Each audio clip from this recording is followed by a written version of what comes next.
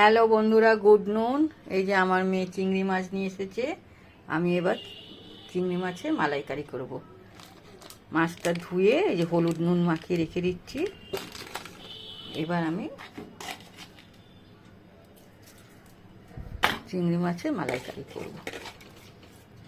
তারপর তোমাদের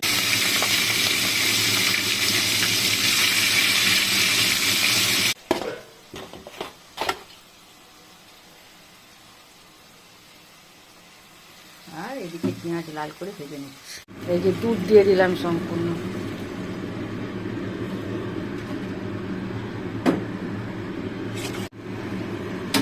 আমার চিংড়ি মালাইকারি সম্পূর্ণ রেডি। চিংড়ি মাছের মালাইকারি সম্পূর্ণ রেডি। কি সুন্দর স্মেল বেরোচ্ছে, কি সুন্দর একটা কালার এসছে। তোমরা কে কে খেতে ভালোবাসো অবশ্যই জানাবে।